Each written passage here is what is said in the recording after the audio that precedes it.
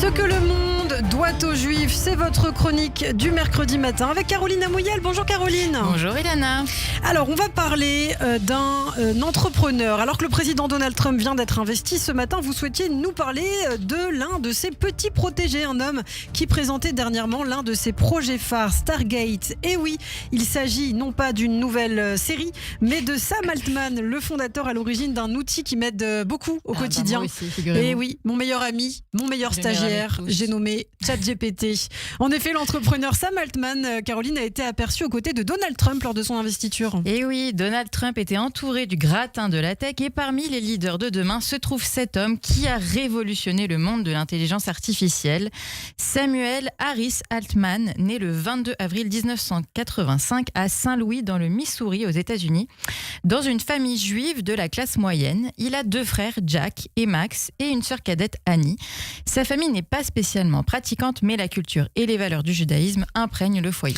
Et très jeune, le petit Sam s'intéresse à la programmation informatique et démontre un talent naturel pour les technologies émergentes. Eh bien oui, c'est bien simple.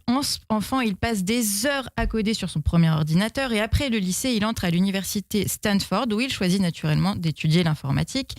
Cependant, comme beaucoup d'autres célèbres entrepreneurs de la tech, Altman abandonne ses études pour se consacrer à la création de sa première entreprise.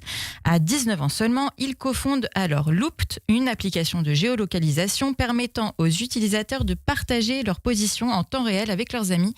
Rapidement, Sam s'impose dans le milieu. Loopt sera en effet revendu en 2012 pour 43 millions de dollars. Après cette vente, Sam Altman rejoint l'incubateur Y Combinator, celui-là même qui a financé Loopt. Oui, tout à fait. Sous sa direction, l'incubateur connaît une croissance spectaculaire, finançant des entreprises emblématiques comme Airbnb, Dropbox, Stripe ou encore Reddit.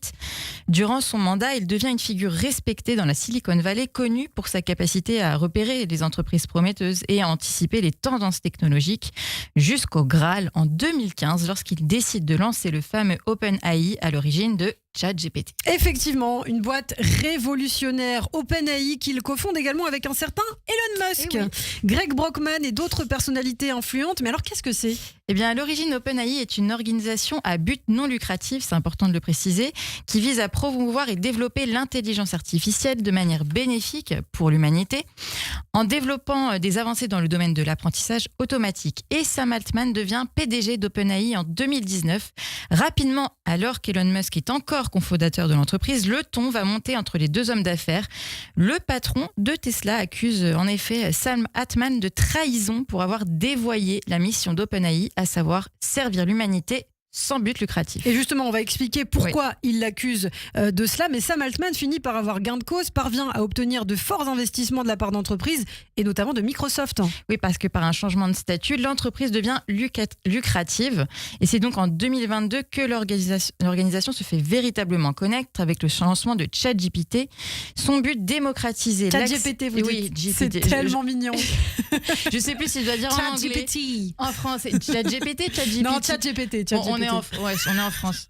Son but, démocratiser l'accès à des outils d'IA avancés en proposant d'échanger avec un agent d'intelligence artificielle sur un modèle conversationnel, un peu comme Google finalement, mais en plus avancé. Ainsi, ChatGPT peut répondre à toutes nos questions. Un monsieur je sais tout totalement asservi à notre utilisation. Tout à fait. Oui. Mais le conflit entre les deux hommes d'affaires va durer. En juillet 2023, Elon Musk lance ainsi sa propre start-up d'intelligence artificielle qui vient concurrencer directement OpenAI. C'est la société XAI. Mais au grand malheur d'Elon Musk, et malgré sa proximité d'ailleurs avec Donald Trump, c'est Sam Altman qui vient d'obtenir les faveurs du président américain pour son projet phare donc d'IA, le fameux projet Stargate. Et oui, ce n'est pas Star Wars, mais ça y ressemble.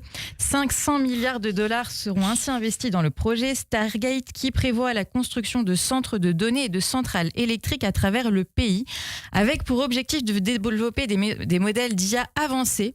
Cette initiative est présentée comme la plus grande de ce type dans l'histoire et elle devrait créer plus de 100 000 emplois aux États-Unis au cours des 4 prochaines années.